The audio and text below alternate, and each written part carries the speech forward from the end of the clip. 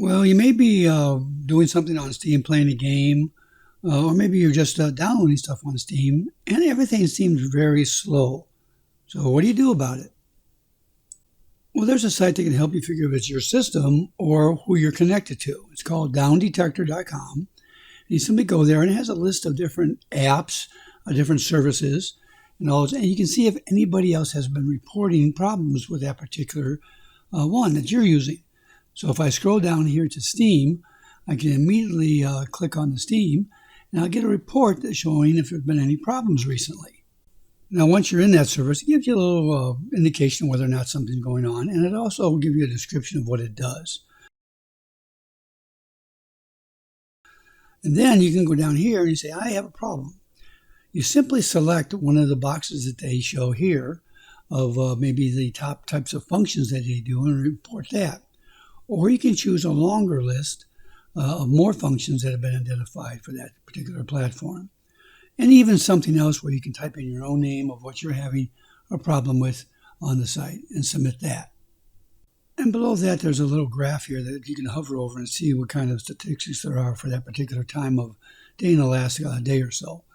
And you can see what the baseline metric is and what the current activity is.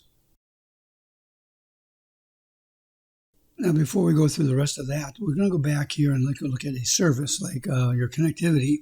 I happen to be on Verizon, so I can click on Verizon to see its statistics. And once I go there, it has the same kind of thing, but it has different types of functions below, and you can click on one of those. And again, if you don't have any of those you want to talk about, you click on them there, and you have a different list of functions that you report. And add your own as well. So basically, on the home page, you can check both the app you're having a problem with and the network you're running on to see if either one of those is causing your problem. Whether it's a game or an app, you just use a combination with your network provider normally. So then revisiting the home page of Downdetector, if your particular service you're looking for is not here, you can add it. If you scroll all the way down here and you don't find it, you can actually do it from the bottom. You can also do it when you first get here at the top. You type in a service. Now, if you don't see it down here again, when you type it in, make sure you just use the name of the service. For example, if I go up here and I type in outlook.com, and it'll say, can't find it. So if we come back here and just say Outlook, for example, get rid of that and say, find it, and boom, there is the statistics on Outlook. And again, the reported outages map here and the different kinds of things that it does for Outlook. So now we see how it works. It's a good time with the current activities at Twitter to talk a little bit about how it does its reporting, how accurate it is. Because right now there's a big spike here, of course, with different kinds of services and everything for Twitter. People have been reported. And the question is there really that kind of outage? It may not be as easy as you might think to determine that. The problem with this is that before all the controversy of the last few days, maybe people weren't reporting outages as often as they were. They were still occurring. But it may not just be slow or a problem with it, but it may be because more people are just banging on Twitter every time they have a problem. They want to report it immediately. So keep that in mind if you're looking at any kind of service, that if it's a particular controversy or some other problem that's not related to performance, the number of submissions may increase. As long as I'm here, might as well use Twitter to take a look at the next section. You can actually click on an outage map. And when you do, it takes the outage in the area you're from. I'm in the United States. It gives me a map of the biggest reports. And of course, New York and Seattle are very big. And being that it's a little isolated in comparison to the rest of the country, not just because there's more people, but because there's more workers from the company in both those locations. So they could be reported by them as well. So it's important to check this map also because you may not have an outage in your area. It may not have anything to do with your area. You're supposed to be working fine, which indicates you have some other problem with your connectivity. So always check the outage map for that particular application or network to see if the outage reported on the main screen is actually occurring in your area. Now, I'm not going to talk about the next section, which is the opting in for an app, because I'm reviewing content from Twitter comment. I'm not going to do that. I'm just really interested in a quick look to see what's going on.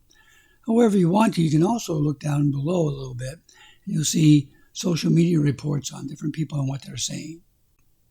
But again, don't be too influenced on the pluses or minuses of comments here, because some of them are really don't mean anything. They're just garbage. They don't help whatsoever. Some of them may be biased because they have particular feelings about the situation, especially now at Twitter. Nonetheless, you can browse this section and make your own conclusions. So going back to the top, there's a section up top on the right that you can rate this and do all that.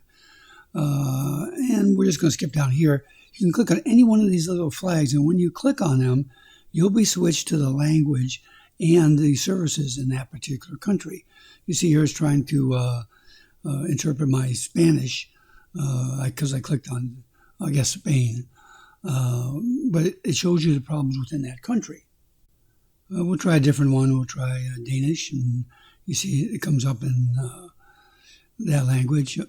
Any one of these languages, it doesn't really matter if you just in your own home language, but if you have a particular friend or problem with something related to another country, you can do there.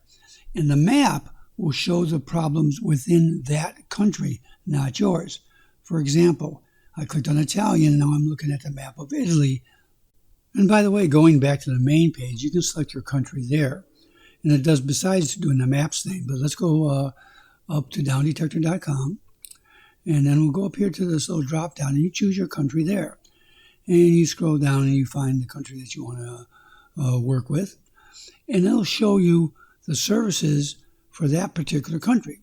Let's do Denmark or Danish or whatever. And you see here these change. Now, there's still global stuff like, all the gaming stuff. But look right there. Those are obviously services available in that country. So you just simply select that one. Here's some more specialized ones, even a bank network. So there you have it. Next time you're having problems with gaming or mail or whatever the service is, don't assume it's your computer. It only takes a couple of seconds here to see if the service you're trying to use is having problems. If you found this video helpful, don't forget to like the video. And if you want some more, please subscribe to the Old Guy Geek and click on the bell to get notifications. You can also follow me on Facebook or Twitter. The links are in the description of the video.